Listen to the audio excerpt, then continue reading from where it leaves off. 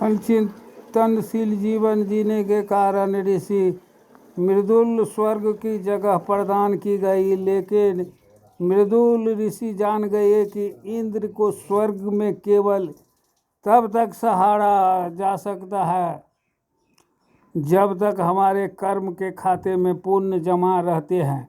इसलिए उन्होंने वहां जाने से इनकार कर दिया। वे एक अधिक अस्थायी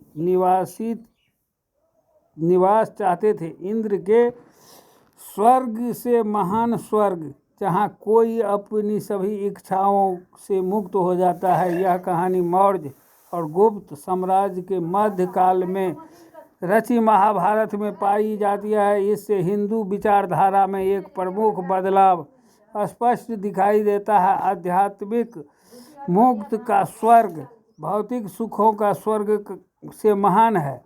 इंद्र वेदों के प्रमुख देवता है। 3000 वर्ष पहले अग्निदेव ने उन्हें सोमरस प्रदान किया। तब वे एक महान योद्धा थे जिन्होंने रथ पर सवार होकर के वृत्त, मूसा और संभार नामक शत्रुओं को मारा था और गायों को अंधेरी गुफाओं से मुक्त करवाया था। इसलिए सभी उन्हें चाहते थे। लेकिन 2000 वर्ष पहले जब पुराणों में रचना शुरू हुई, तब इंद्र के चरित्र चित्रण पर बड़ा परिवर्तन देखने को मिला।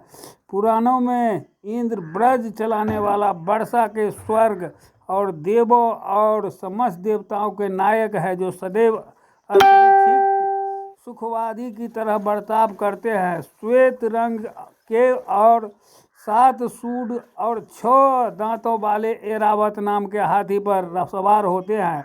ऐसे अप्सराएं गंधर्व और कलाओं को आनंद लेते हैं। सोमरस के प्रति उनकी आसक्ति इतनी ज़्यादा होती है कि वे अपने गुरुओं की अपेक्षा करते हैं और इसीलिए उन्हें सजा भुगतते। असुर नामक सौतेले भाइयों के विरुद्ध युद्ध हार करके वे अपनी संपत्ति खो देते हैं, जिस कारण उन्होंने अपने गुरु से मदद मांगनी पड़ती है। इनके गुरु उन्हें ब्रह्मा से मिलने को कहते हैं, जो बदले में इंद्र को विष्णु, शिव और देवी से मिलने को कहते हैं। उनकी मदद से वो अपना स्वर्ग वापस पाते हैं। इसी प्रकार इंद्र प्रमुख वैदिक देवता के गौण पौराणिक देवता में बदल जाते हैं। ऋग्वेद में उन पर सबसे अधिक छंद है, जबकि उनके सम्मान में संभवतः एक मंदिर नहीं, कम से कम चर्चित बिल्कुल नहीं। ये केवल पूर्व दिशा के स्वामित्व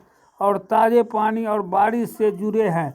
इंद्र बुद्ध और जैन साहित्य में भी पाए जाते हैं, जहां उन्हें अक्सर शक्र कह करके संबोधित किया जाता है। और स्वर्ग के 33 देवताओं का निवास माना जाता है, जो वैदिक जड़ों से और इशारा करता है। 33 देवता, 12 आदित्य, सूर्य देवता, 11 मारुति, पवन देवता, 8 वसु, पृथ्वी देवता, जुर्वा, अश्विनी। 33 देवताओं को अवधारणा के बाद में 33 करोड़ देवता अवधारणा को जन्म दिया। बौद्ध लोक साहित्य में सिद्धार्थ गौतम के जन्म के दौरान और उनके निर्वाण प्राप्त कर बुद्ध अपने दौरान इंद्र उपस्थित थे।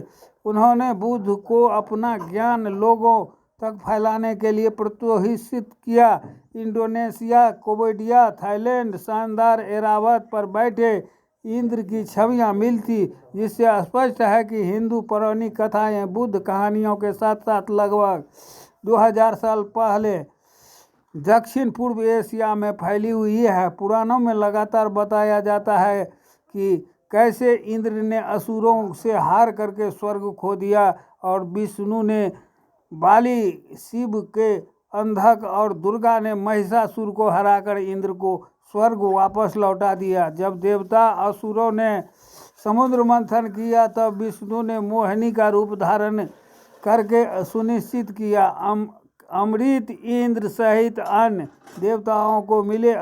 स्पष्टतया इंद्र को महत्व दिया जा रहा है, जिस कारण से वो अपना हक जमाते हैं। लेकिन क्यों इसका कोई स्पष्टीकरण नहीं दिखाई देता है, लेकिन फिर पौराणिक साहित्य के लोक साहित्य की बारीकी से जांच करने पर समझ पाएंगे कि जो भी राजा 1000 यज्ञ करता है या जो ऋषि तपस्या करता है वह स्वर्ग में इंद्र की जगह ले सकता है।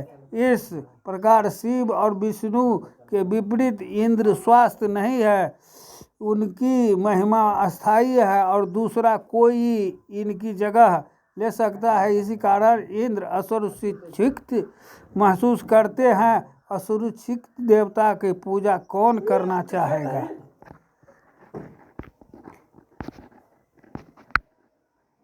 Welcome